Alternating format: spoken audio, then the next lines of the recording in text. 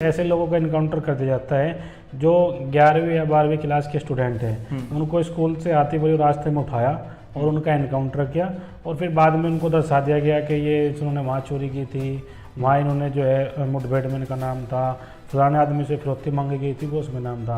हालांकि उनकी छवि जो थी उनकी छवि बिल्कुल साफ छवि थी। वो 12वीं क्लास के एमए क्लास के स्टूडेंट थे। उसमें 2 या 3 साल के अंदर लगभग 1700 इनकाउंटर हुए थे।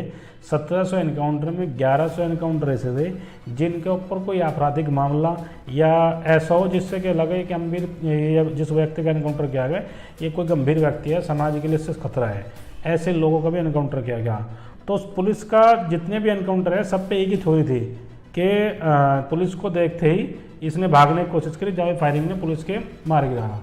या पुलिस थाने में जाया करोगे आपको 10-15 केस ऐसे मिलेंगे जिसमें छोटे-मोटे गांव के इंसाफ को मिलेंगे। नाले पे विवाद है, मैं वहाँ को डोल पे को निकल रहा था, ये चलता रहता है, ये आज भी चल रहा। हाँ ये तो चलो, लेकिन उसको फिर पूरे धर्म को कैसे, उसको धर्म में कन्वर्ट कर दिया बीजेपी के लोगों ने, आरएसएस के लोगों ने जो यहाँ डेढ़ डाल लगे थे। तो दंगे से 3 दिन पहले यहाँ प्रति गाँव में फ्री की दारू वगैरह जिसको जो सामान चाहिए वो बांट दी गई थी। और बांटने वाले कौन लोग थे जिनको गाँव नहीं जानता, बस भीड़ थी, इधर से भीड़ आ रही है, भीड़ इधर से जा रही है। धर्म के नाम पर लोगों को एक ऐसा फेम पिला देगा जितना ज़्यादा आप पियोगे उतना ज़्यादा मस्त होते चले जाओगे। लेकिन बीजेपी क्या है, वो तो जनता के मुद्दों पर चुनाव नहीं लड़ रही। अच्छा, तो बीजेपी जो है चुनाव लड़ रही है वो सिर्फ धर्म के आधार पर चुनाव लड़ती है। पॉलिटिकल नेता अगर राम के नाम पर, भगवान के नाम पर वोट मांगेगा तो आप समझ लीजिए, या फिर एक जो लोग मतलब महापुरुष मर्यादा पुरुषोत्तम राम के लिए जो बोलेंगे जो राम को लाए हम उनको लाएंगे, मतलब जो लोग ये नहीं जानते कि राम को लाने वाला कौन है, राम उनको लाने वाला है वो राम को लाने वाले हैं। प्यार में तो आदमी कुछ भी कर सकते हैं। अगर आप ज़बरदस्ती किसी से जय श्री राम या जय भीम या जय हनुमान बोलवाओगे तो कौन बोलने लग रहा, वो एक क्या है, वो प्रेशर बना लेगी, मतलब दबाव में आना चाहते हैं आपको।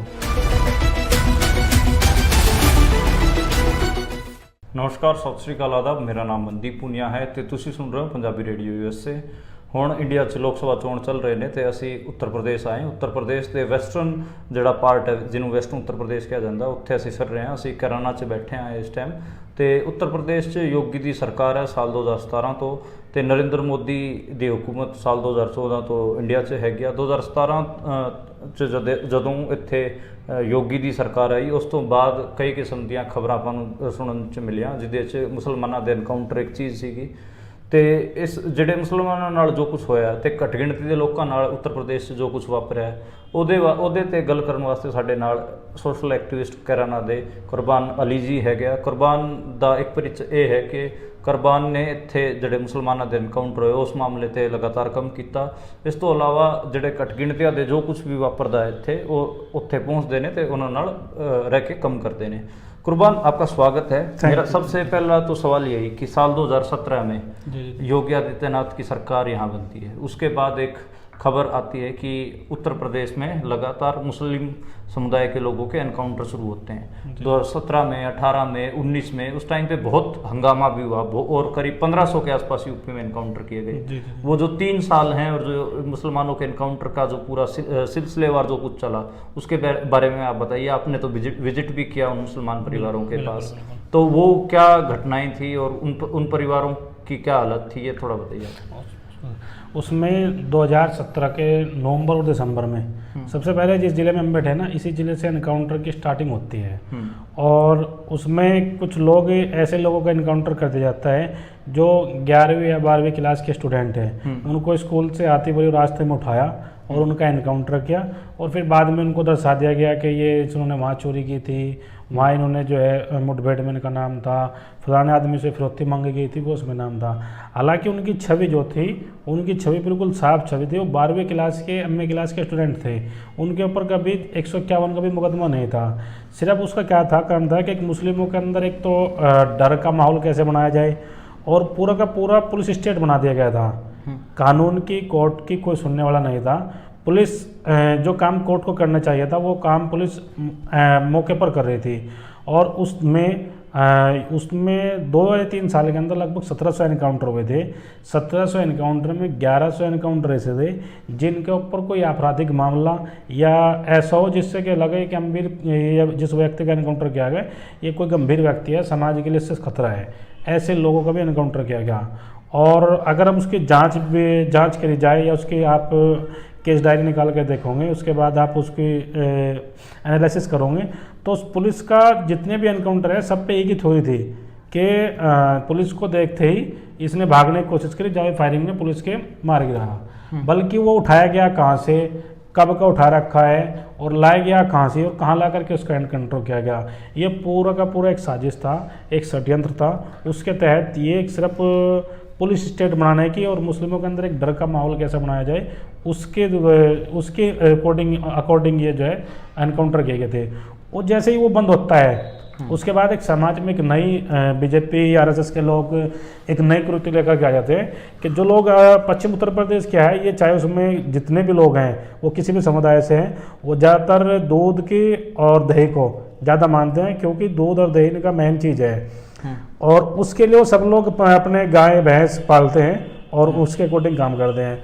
लेकिन क्या हुआ फिर, अगर आप कोई अगर मुसलमान लेकर के गाय को लेकर के जा रहा है तो उसको रास्ते में पकड़ते थे, मोब लिंचिंग करते थे, गाय को जो है काटने के लिए ले जा रहा है, जबकि ऐसे कोई तथ्य नहीं थे या कोई ऐसी मतलब सूचना भी नहीं थी कि इस आदमी ने कहीं गाय काटी है। तो पश्चिम उत्तर प्रदेश में भी जहाँ हम बैठे हैं किराना, इससे 2 किलोमीटर दूर एक गाँव है खुरगान। सबसे पहले पानीपत में उस लड़के की मोब लिंचिंग में पूरे उत्तर प्रदेश में सबसे पहले यहाँ से शुरुआत हुई थी। वो अपनी भैंस जो है लेकर के आ रहा था पानीपत से हरियाणा यूपी, और रास्ते में ही उसको मार दिया। बोला गया कि इसने जो है ना गाय के ले जा करके काटेगा। तो ये स्टार्ट फिर एक क्रोधी धीरे धीरे पूरे देश में फैलती चलेगी। तो उस पर कुछ सामाजिक लोग, कुछ बुद्धिजीवी लोगों ने आवाज़ उठाई। तो 2-3 साल के बाद लंबा समय लगा, मानवाधिकार आयोग को चिट्ठी लिखी, यूएनओ को चिट्ठी लिखो, मतलब अंतर्राष्ट्रीय कोर्ट में बहुत सारा काम करा। कुछ सोशल एक्टिविस्ट थे, सामाजिक कार्यकर्ता थे और कुछ बुद्धिजीवी लोग थे, उन लोगों ने इस पर आवाज़ उठाई। तब जा कर के कहीं कुछ शासन और प्रशासन तब जा कर के वो अपनी ईमानदारी से काम पे करने लगा। हालांकि अभी तक भी ईमानदारी पर काम नहीं कर सकता, बस ये है कि अभी दबाव है लोगों का। मेरे को बिल्कुल याद है कुर्बान भाई, मेरी पत्रकारिता में शुरुआत ही हुई थी और मैं पहली बार पश्चिम उत्तर प्रदेश आया, और उसमें भी मैं जो मुस्लिम लड़कों के जो एनकाउंटर हो रहे थे उसके लिए आया। यहाँ पर अकरम भाई थे, अकरम भाई उन चीज़ों पे काम कर रहे थे, केसों को इकट्ठा कर रहे थे। और वो सबसे हैरानी की बात तो हमें ये लगी कि जो FIR की लैंग्वेज थी सारों में एक जैसी थी कि हम पीछा कर रहे थे और वो भाग खड़ा हुआ और फिर हमने उसको पकड़ने के लिए, उसने पहले हमारे ऊपर फायर किया, फिर हमने उसके ऊपर फायर किया। इस किस्म की जो सेम लैंग्वेज थी। 1700 केस आप बता रहे हैं। जी जी। इसके अलावा एक जो वेस्ट पश्चिम उत्तर प्रदेश की बात होती है तो एक 2013 का दंगा ध्यान आता है मुजफ्फरनगर का, और उसके ऊपर फिल्म भी बनी, मुजफ्फरनगर अभी बाकी है। 2013 को मुजफ्फरनगर का दंगा कैसे हुआ था? और उससे पहले ये माना जाता है कि पश्चिम उत्तर प्रदेश में जाट, मुसलमान, थोड़े बहुत सिख भी हैं। तो यहाँ पर जो चौधरी चरण सिंह की राजनीति रही, जाट प्लस मुसलमान बनाकर एक समीकरण बनता था, और यहाँ पर बीजेपी के कभी पैर नहीं लगने दिए। लेकिन 2013 के दंगे के बाद बीजेपी के पैर भी जमे, और ऐसे जमे कि अभी हल्के मौके पे देखें तो बीजेपी एक मेजर फोर्स है, सबसे बड़ी फोर्स है पश्चिम उत्तर प्रदेश में। तो साल 2013 में वो मुजफ्फरनगर दंगा क्या था, और उसका जो जाट प्लस मुसलमान जो भाईचारा था उसके ऊपर क्या असर पड़ा? जी जी। असल में 2013 के दंगे को 2013 में दंगा हो गया था। 2013 का दंगा 2013 में नहीं हुआ, उसकी शुरुआत तो 2009-10 में हो गई थी। अच्छा, 9 और 10 में कैसे हो गई थी? ये पश्चिम उत्तर प्रदेश है, जिसको उत्तर प्रदेश का आप ये मान लो कि दिल कहा जाता है, क्योंकि जितनी भी इंडस्ट्री है, चाहे चीनी उद्योग की हो, वो सब यहीं पर है। यहाँ पे जितने भी ज़्यादातर कारखाने हैं, फैक्ट्री है, शुगर है, ज़मीन है, लैंड है, और आर्थिक और सामाजिक लोग में हर चीज़ में यहाँ के लोग संपन्न लोग हैं। तो इसको तोड़ने के लिए उत्तर प्रदेश को तोड़ने के लिए सबसे मजबूत इलाका जो था उत्तर प्रदेश का, पश्चिम उत्तर प्रदेश है।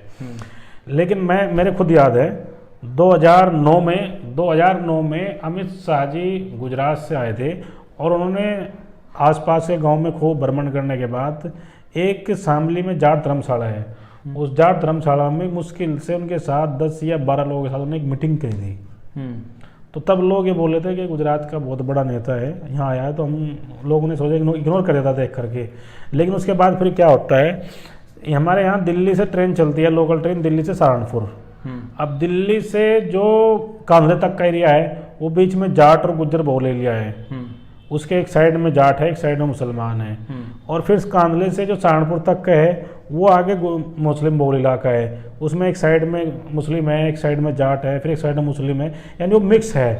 तो उसने सबसे पहले उसमें क्या काम किया था, 2009 में बागपत से निकलते ही एक जो तबलीगी जमात होती है ना, उसके लोग दिल्ली से कांधला आ रहे थे, तो उनको उतार के ट्रेन में से उनको उतार करके सबसे पहले उनको पिटा गया था। तो वहाँ से उसकी पटकथा लिखनी शुरू हो गई थी दंगे की। उसके बाद वो केस होया, उसके बाद फिर भविष्य में होया, उसके बाद फिर मेरठ में होया, फिर मुजफ्फरनगर में होया, फिर कैराना में हुआ, फिर शामली में हुआ।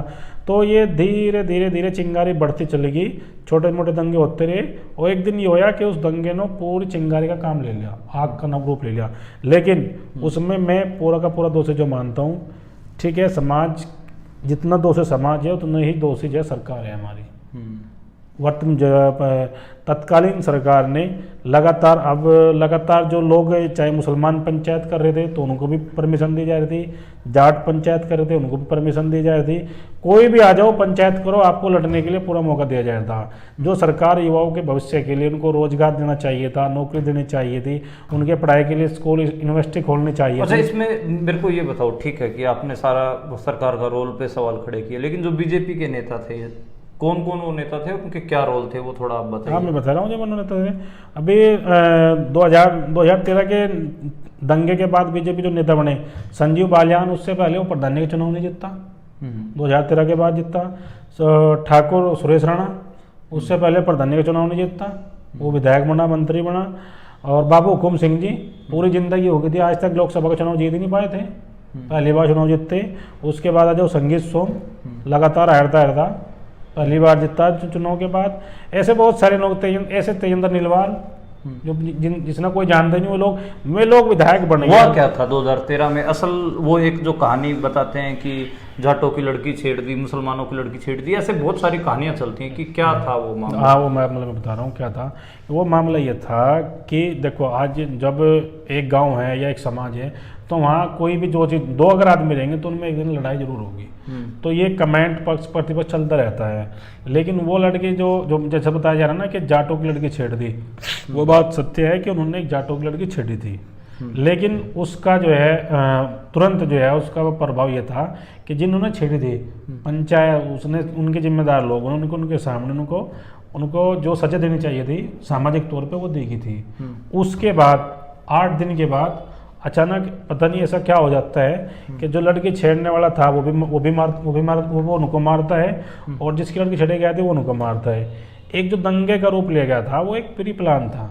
ये छोटे मामले आज भी अगर आप जाओगे रास्ते में देखोगे या पुलिस थाने में जाया करोगे, आपको 10-15 केस ऐसे मिलेंगे जिसमें छोटे मोटे गाँव के इंसाफ को मिलेंगे। नाले पे विवाद है, मैं वहाँ को डोल पे को निकल रहा था, ये चलता रहता है, ये आज भी चल रहा। हाँ, ये तो चलो, लेकिन उसको फिर पूरे धर्म को कैसे, उसको धर्म में कन्वर्ट कर दिया बीजेपी के लोगों ने, RSS के लोगों ने, जो यहाँ डेर डाल लगे थे। जब दंगा हुआ था ना यहाँ पर, तो पूरे इलाके में उन्होंने जो जैसे हमने एनालिसिस किया रिपोर्ट में, लोगों से जाकर के मिले, फैक्ट फाइंडिंग रिपोर्ट में जो हमने तैयार करी, तो लोगों से जाकर मिले कि जो दंगे से 3 दिन पहले यहाँ प्रत्येक गांव में फ्री की दारू वगैरह जिसको जो सामान चाहिए वो बांट दी गई थी। और बांटने वाले कौन लोग थे? जिनको गाँव नहीं जानता, बस भीड़ थी, इधर से भीड़ आ रही है, भीड़ इधर से जा रही है। धर्म के नाम पर लोगों को एक ऐसा फेम पिला देगा, जितना ज़्यादा आप पियोगे उतना ज़्यादा मस्त होते चले जाओगे। उसका नुकसान क्या हुआ उस दंगे का? अगर आप उस दंगे का नुकसान देखो, उस दंगे से 2 या 3 महीने पहले ही उत्तर प्रदेश में 70,000 पुलिस की भर्ती होने वाली थी, वो कैंसिल हुई। उस दंगे से कुछ दिनों के बाद लेखपाल की और पटवारी की भर्ती होने वाली थी, वो कैंसिल हुई। उस दंगे के बाद इतने क्या पता कितने लोग बेघर हुए जिनका आज तक हम भरपाई नहीं कर सकते, क्या पता कितने लोगों की जान चली गई, उनकी नहीं भरपाई कर सकते। और कितने लोग, माँ बहन हमारी बेटी ऐसी थी दोनों समुदाय से, जिनकी इज्जत और आबरू के साथ खिलवाड़ किया गया, तो उसकी भरपाई कौन करेगा? आप जो लोग उसमें इन्वॉल्व थे, ठाकुर सुरेश राणा वो इन्वॉल्व था, बाबू हुकम सिंह, संजीव बालियान, बहुत सारे नेता हैं। फिर वो लोग तो जो है राजनीति में है, उन्हें पता ही नहीं कुछ उन लोगों का। फिर उसके बाद कैराना, जिस जगह पे हम बैठे हैं, हुकम सिंह जो यहाँ के सांसद बने बीजेपी के, उसने कहा कि यहाँ से तो हिंदू पलायन कर रहे हैं। वो कितनी सच्चाई बात थी और क्या था वो पूरा प्रोपेगेंडा? उसमें क्या था, 2016 में वो एक लिस्ट जारी करते हैं कि कैराना के अंदर से 356 परिवारों ने पलायन कर गया मुस्लिमों के डर से। तो बाकायदा संसद में उन्होंने वो दिया था कि पलायन हो रहा है, इसको आप रुकवाइए। अचानक मीडिया जो है ना उसको एक ऐसा इश्यू बना देता है कि वाकई में हो रहा है। लेकिन जब उसकी जांच की गई तो इन 356 में से 356 में से 280 या 85 लोग ऐसे जो मुसलमान थे, और बल्कि 60 या 70 लोग में थे जो हिंदू थे। उसके पीछे जब जांच की गई तो सब लोग पता चला या तो वो अपनी पढ़ाई के कारण या अपने बिजनेस के कारण या जहाँ उनकी नौकरी हुई उसके शिफ्ट हुए थे वे लोग। अब अगर पलायन था तो फिर मुसलमान क्यों पलायन करता, या पलायन था तो 356 में 200 तो मुसलमान ही चले गए थे बाहर। लेकिन वो क्या था, उनको एक पोलराइजेशन का मुद्दा बनाना चाह रहे थे। तो ये जो पोलराइजेशन होती है या फिर धर्म के नाम पर विवाद होता है, इससे नुकसान भी हुआ। 2017 में योगी आए, उसके बाद फिर वो इलीगल इनकाउंटर की बात हुई। फिर अगर बात करें तो कोरोना के बाद किसान आंदोलन, और किसान आंदोलन में एक लगा था कि यहाँ पर जाट मुस्लिम भाईचारा दोबारा बना है। उसको किसान आंदोलन को आप कैसे देखते हैं? क्या किसान आंदोलन से यहाँ पे मुसलमानों का, जाटों का, सिखों का भाईचारा बना था? जी बिल्कुल बना था, 100%। जैसे ही किसान आंदोलन था तो किसान आंदोलन के बाद वो किसान आंदोलन दिल्ली में चल रहा था, लेकिन छोटे जो लोग थे, जैसे सामाजिक जो लोग होते हैं, 2 पंचायत 4 पंचायत में जो प्रभाव रखते हैं, तो दोनों समुदाय के लोगों ने आपस में छोटी छोटी पंचायतें शुरू करनी थी गांव वाइज, कि भाई जो हमारे बीच में 7 साल से 10 साल जो खाई है इसको दूर कर दो, क्योंकि हमारा नुकसान है, जितनी ज़्यादा लंबा चलेगा हमारा नुकसान था। तो लगातार 6 महीने तक पंचायतें करके दोनों समाज को एकजुट किया गया था। और वो छोटी छोटी पंचायतें की थी ताकि जो लोगों का, भाई अगर किसी को मेरे से आपत्ति है तो मैं अपनी गलती की माफ़ी मांगता हूँ, अगर आपने गलती कर रखी तो आपने पंचायत के बीच में माफ़ी मांगी, चलो भाई दोनों समुदाय एक मिल गए थे। तो उसका रिजल्ट ये रहा था, पश्चिम उत्तर प्रदेश में पिछली बार जो था ना, मुश्किल से 3 या 4 सीट थी गठबंधन की या किसी की मान लीजिए। अब की बार पश्चिम उत्तर प्रदेश में आप बहुत जो सीट हारी गठबंधन, वो कोई 100 वोट से या 150 वोट थे, वो भी हराया गया। हारे नहीं, सत्ता के दबाव में उनको हराया गया। और बाकी एक तरफ हम शामली है, शामली में तीनों की सीट खत्म कर दी, तीनों गठबंधन पे गई। मुजफ्फरनगर है, मुजफ्फरनगर में 6 है, 6 में तो 5 उस पर गई। बिजनौर है, बिजनौर में तो 6 में से 2 सीट जीती, लेकिन 4 सीट को ऐसे रहा 150 वोट, 170 वोट, 180 वोट, 190। तो मतलब एक हिसाब से बीजेपी को पहली बार डर लगा, चुनावी डर। हाँ। तो फिर उसके बाद लेकिन जयंत चौधरी अब लोकसभा चुनाव से ठीक पहले पलटी मार गए, तो इसको आप कैसे देखते हैं कि इससे कुछ फर्क पड़ेगा, और क्या आपको इसका प्रभाव क्या देखते हैं जयंत चौधरी की पलटी मारने का? जयंत चौधरी अगर आज एनडीए के साथ गए हैं तो उसका प्रभाव 100% पड़ेगा। 100% इसलिए पड़ेगा क्योंकि उनके विधायक हैं, उनका संगठन है, उनके कार्यकर्ता हैं, उनके लोग हैं, उनकी पार्टी हैं। तो कार्यकर्ता, विधायक, संगठन पार्टी के साथ जाता है। हालांकि 50% जाट जो था, ये 40 से 50% वो 2022 में भी खिलाफ था। अब ये हो गया कि 50 के साथ मिलकर के 70% हो जाएगा। 70% अब एक तरफा वो एनडीए के साथ जाएगा। तो वेस्टर्न उत्तर प्रदेश में क्या मान के चलें कि ये यहाँ पर टोटल 15 सीटें हम मान के भी चलें वेस्टर्न उत्तर प्रदेश की लोकसभा चुनाव से, तो कैरना पे जो इकरा हसन है, जो लड़की इंग्लैंड से पढ़ के आई है, अच्छी फाइट दे रही है। मुजफ्फरनगर में हरिंदर मलिक और संजीव बालियान के भी मैच फंसा हुआ है। बाकी तो ऐसा कोई कहीं पे मुकाबला दिखता नहीं। नगीना पे चंद्रशेखर है, भीम आर्मी वाला, वो भी अच्छा चुनाव लड़ रहा है। बाकी का क्या रहेगा? बाकी का तो लगता नहीं कि कुछ चुनाव को ज़्यादा मजबूत है, या फिर बीजेपी ही आपको लगता है कि दोबारा पश्चिम उत्तर प्रदेश में छाएगी, या फिर इसका कोई और आप समीकरण देखते हो कि कुछ और भी हो सकता है? जैसे बेरोजगारी का मुद्दा, अग्निपथ का मुद्दा है, अग्निवीर का, या फिर और किसानों, क्या पता किसान जो हैं वो बीजेपी से अभी तक खार खाए हों, तो वो उसका अगर आपको विश्लेषण करना हो तो? एमएसपी की गारंटी दी गई थी जब किसान आंदोलन हटाया गया था, तो एक तरीके से कहा था कि आपको एमएसपी गारंटी दी जाएगी, लेकिन एमएसपी गारंटी नहीं दी गई। उसके बाद बेरोजगार जो है 1 साल में 2 करोड़ नौकरी का वादा किया गया था, वो 2 करोड़ नौकरी नहीं देगी। 2022 तक किसानों का 2 गुनी करने का वादा किया था, वो नहीं गई। लेकिन बीजेपी क्या है, वो तो जनता के मुद्दों पर चुनाव नहीं लड़ रही। अच्छा, तो बीजेपी जो है चुनाव लड़ रही है वो सिर्फ धर्म के आधार पर चुनाव लड़ती है। अच्छा, कुछ बताएंगे कौन कौन से धर्म के मुद्दे इन्होंने? जी मैं बताऊँ। हाँ, अब जैसे अगर कोई पॉलिटिकल नेता आ रहा है, पॉलिटिकल नेता आकर के अगर राम के नाम पर, भगवान के नाम पर वोट मांगेगा, तो आप समझ लीजिए, या फिर एक जो लोग मतलब महापुरुष, मर्यादा पुरुषोत्तम राम के लिए जो बोलेंगे, जो राम को लाए हम उनको लाएंगे, मतलब जो लोग ये नहीं जानते कि राम को लाने वाला कौन है, राम उनको लाने वाला है, वो राम को लाने वाले हैं, वो लोग राम के नाम पर राजनीति कर रहे हैं। और ऐसी ही आगे हमारी जनता है जो ये नहीं साबित सोचती कि सही कौन है, गलत कौन है, राम को हम लेगा या राम हमें लेकर आया है। अच्छा कुर्बान, आप बतौर एक मुसलमान सामाजिक कार्यकर्ता के तौर पर काम करते हैं, जो जय श्री राम का नारा लगाया जाता है बहुत ऐसे ऊंची ऊंची आवाज़ में, और हमने देखा कि जब पिछली बार 2019 में जब जो ओवैसी साहब थे वो शपथ लेने के लिए गए, तब भी उनको चिढ़ाने के लिए नारा लगाया गया। कई बार हम देखते हैं कि मॉब लिंचिंग करते वक्त मुसलमानों की, या और भी कई जगह पे जय श्री राम का, जैसे कोई जुलूस भी होते हैं मुसलमान मोहल्लों के बीच से निकाले जाते हैं, तो भद्दे भद्दे गाने डीजे पे लगाए जाते हैं। तो ये सारा जो ये बतौर एक मुस्लिम सामाजिक कार्यकर्ता क्या लगता है कि जय सिया राम नारा, तो हम मानते हैं कि जिसमें सीता और राम का जिक्र होता है और वो थोड़ा प्यार भरा हो सकता है, सिया राम राम सिया राम ऐसे बात होती थी, लेकिन जो जय श्री राम है इस नारे को आप कैसे देखते हैं? क्या ये मुसलमानों को सही में डराता है? देखो जय श्री राम, देखो मैं हूँ, ये भारत जो है ना सेकुलर सब इसमें सेकुलर देश है, क्योंकि हमारा जो देश है उसमें सेकुलर सब, उस संविधान में सेकुलर सब जुड़ा हुआ है। तो मुझे पूरी आज़ादी है, अब मैं जो चाहूँ अपने देश में अपने धर्म के आधार पर मैं जो चाहूँ वो कर सकता हूँ, और जो चाहूँ मैं खा सकता हूँ, जो चाहूँ मैं पढ़ सकता हूँ, या जिस तरीके मैं चाहूँ जीना चाह सकता हूँ। लेकिन हाँ, प्यार में तो आदमी कुछ भी कर सकते हैं। अगर आप ज़बरदस्ती किसी से जय श्री राम या जय भीम या जय हनुमान बोलवाओगे तो कौन बोलने लग रहा? वो एक क्या है, वो एक प्रेशर बना ले, मतलब दबाव में आना चाहते हैं आपको। अच्छा सीधा सवाल, नरेंद्र मोदी और योगी की सरकार में, आखिरी सवाल भी है तो मैं चाहूँगा कि आप थोड़ा अच्छे से जवाब दें जी, कि नरेंद्र मोदी की सरकार में और योगी आदित्यनाथ की सरकार में उत्तर प्रदेश में अल्पसंख्यकों के क्या हाल हैं? उत्तर प्रदेश में अल्पसंख्यकों के हालात तो जो 2013 में थे, अल्पसंख्यक मतलब कम गिनती के लोग, जो साथी नहीं समझ पा रहे, तो कम गिनती के लोग हम चाहे उत्तर प्रदेश में मुसलमान हो या सिख हो या फिर क्रिश्चियन हो, उनको हम कम गिनती के लोग कहेंगे, वो क्योंकि वो संख्या के हिसाब से वो कम है।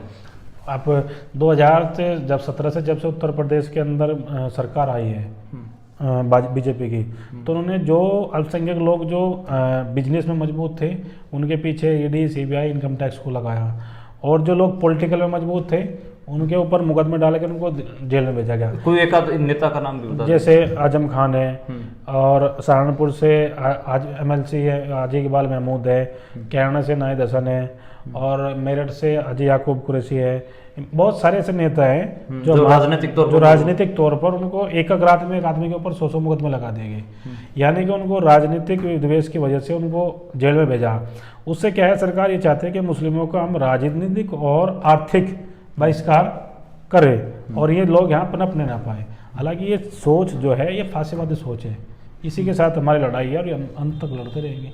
अच्छा, तो जो उत्तर प्रदेश का मुसलमान है वो इस सारे मामले से जो आप बता रहे हो कि उनका आर्थिक और राजनीतिक नुकसान करने पर बीजेपी तुली हुई है, उससे लड़ने का क्या रास्ता देखता है, क्या उसको रास्ता दिखता है कि सबसे बाहर कैसे आएगा? इससे बाहर आने का एक रास्ता है कि अब तो अगर बीजेपी को हटाया जाए तो जितने भी लोग हैं जो एंटी बीजेपी, या उनको ये मान लीजिए आप कि जो बीजेपी की पॉलिसी से या बीजेपी से खुश नहीं है, उन सब लोगों को हम एक साथ इकट्ठा करना चाह रहे हैं। क्योंकि जब आप रिकॉर्ड उठाओगे तो उत्तर प्रदेश के अंदर 42% वोट मिला था बीजेपी को, बाकी 60% वोट था वो तो विपक्ष का था। तो जो विपक्ष है, हमारा ये मानना है कि हम इस विपक्ष को एक मंच पर लेकर आए, ताकि जो सेकुलर जो लोग हैं जो 60% 70% आज भी बीजेपी के खिलाफ हैं, वो क्या है, वो अलग अलग उसमें बटे हुए हैं, लेकिन हमारा उद्देश्य है कि हम इनको एक मंच पर ला करके और एक न एक दिन बीजेपी को जरूर उत्तर प्रदेश से भगाएंगे। जी शुक्रिया कुर्बान। और हम अभी पश्चिम उत्तर प्रदेश में घूम रहे हैं, कैराना सीट पर हैं, और हम लगातार यहाँ से आपको और भी वीडियोस भेजेंगे। ये फर्स्ट जो राउंड है जो 19 अप्रैल को चुनाव होने वाला है, उसके बाद 26 अप्रैल को चुनाव है, तो उसमें मोस्टली जो उत्तर प्रदेश पश्चिम उत्तर प्रदेश की सीटें हैं वो ख़त्म हो जाएंगी, वो कवर हो जाएंगी।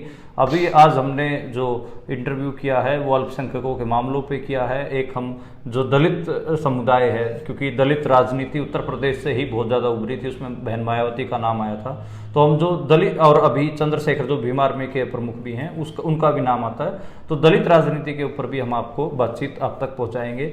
पंजाबी रेडियो यूएससी सुनने वाले सारे दोस्तों का धन्यवाद। ते असी फिर दोबारा मिलांगे ਤੁਹਾਨੂੰ ਤੇ